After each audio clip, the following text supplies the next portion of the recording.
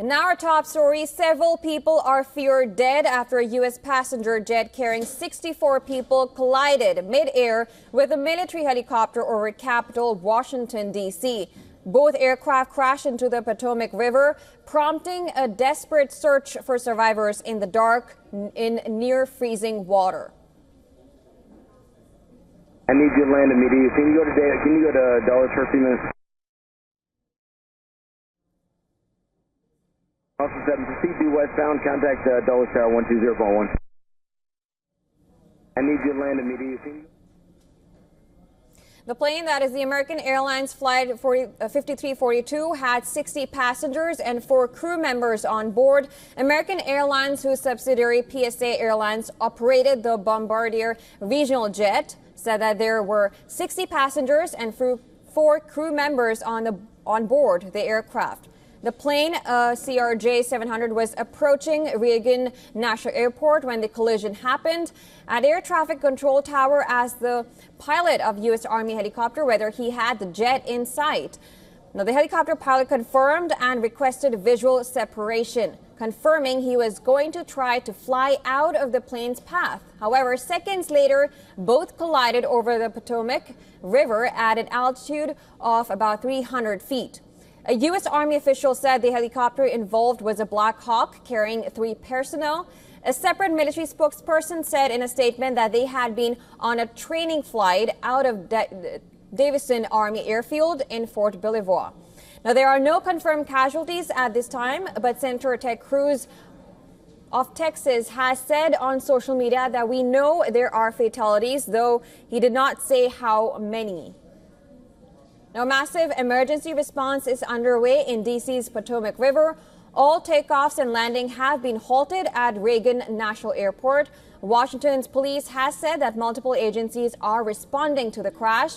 According to an official, dozens of firefighters are engaged in dive operations at the crash site in the Potomac River. The American Airlines has issued a hotline for family members and loved ones of those on board the passenger jet. The airline has further said that it will continue to release information about the incident, and the airline's CEO has expressed sorrow over the fatal crash.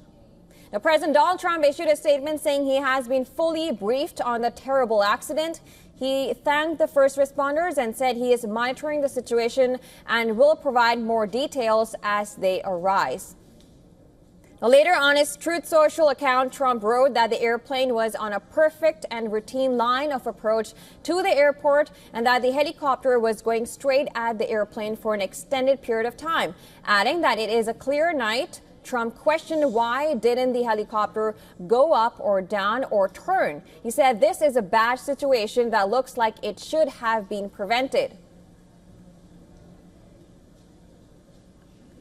Now, there has been a fatal U.S. passenger airline accident since February 2009, but a series of near-miss incidents in recent years have raised serious safety concerns. And for more details, we were earlier joined by Edward P. Joseph. He is a former U.S. Army helicopter pilot and has also a senior at Johns Hopkins University. He has flown an Army helicopter over the same stretch of the Potomac River where the collision has occurred. Now, here's what he said.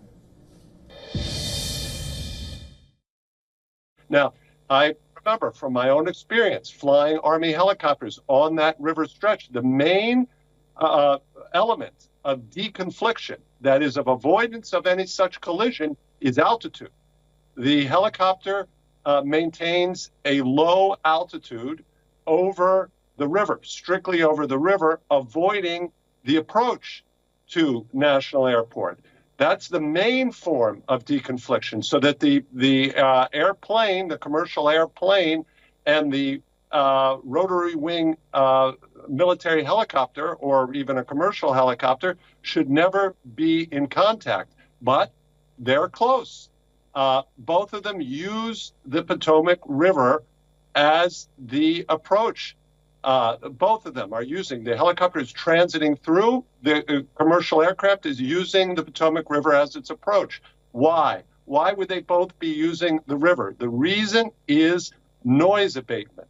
That's because, of course, the Washington, D.C., you're flying right over Washington, D.C., where people live. people are working, and there's also a lot of secure airspace over Washington, D.C. that is prohibited to air traffic.